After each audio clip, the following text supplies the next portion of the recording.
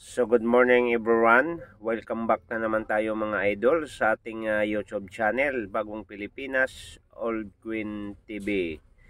So mga idol, nais ko kayong batiin no, sa lahat ng mga nag-subscribe, nag-like at nag-share no, at pakipindot na rin mga idol sa ating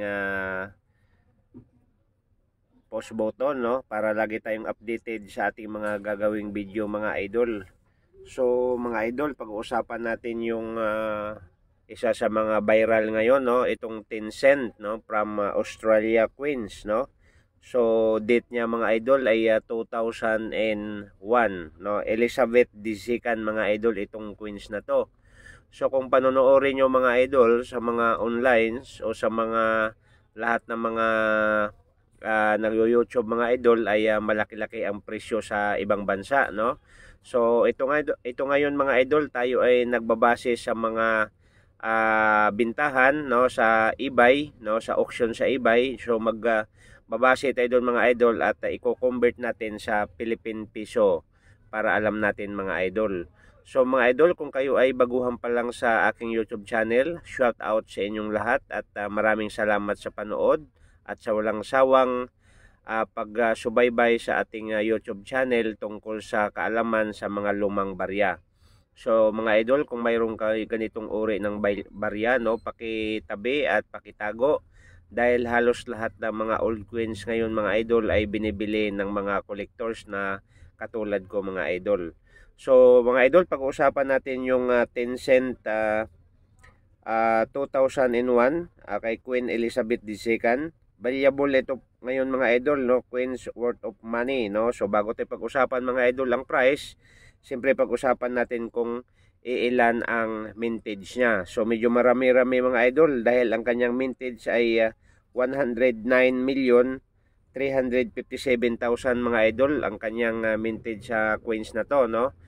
Ang kagandahan nito mga idol dahil kahit marami-rami ang mintage pero lumalaki mga idol ang kanyang price sa bintahan ngayon. Ang kanyang diameter mga idol 23.60 mm. Ang kanyang thickness mga idol ay 1.70 mm at kanyang weight mga idol 5.66 grams. So medyo mabigat-bigat to mga idol dahil itong Queens na to ay medyo malaki-laki ng kaunti no. At ang kanyang material na ginagamit mga idol ay copper and nickels. At saka saan siya ginawa itong Queens na to mga idol ay nanggagaling sa bansang Australia. Ayun mga idol, binigyan ko kayo ng kaunting ideya no, tungkol sa Tencent Queen 2001 no. Okay mga idol, doon sa auction mga idol sa ibang bansa no, ibang bansa pag-uusapan natin dito mga idol. So mayroong nakapag-auction nito mga idol ng $40,000 no. At sa auction ng mga idol sa eBay no, ang auction po nila mayroong nabibili ng $9, $4, $7, $32 and $12.93. Yun ang totoong presyo mga idol no. At sa Pilipinas, kung i-convert natin mga idol, ang pinakamalaki ay 1,728 pesos at saka 648 pesos at saka 486 pesos mga idol, depende sa kondisyon sa ating barya.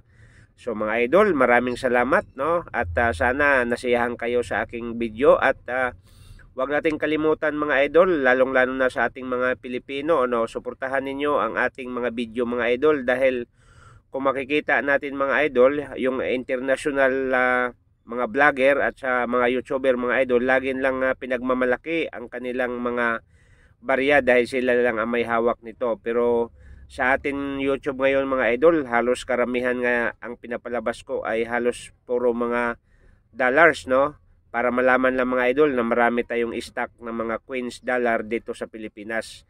So maraming salamat and welcome. God bless sa inyong lahat mga idol at huwag kalimutan mag-subscribe, mag-like at pakipindot ang notification bell. Next sa iyo video mga idol. Maraming salamat.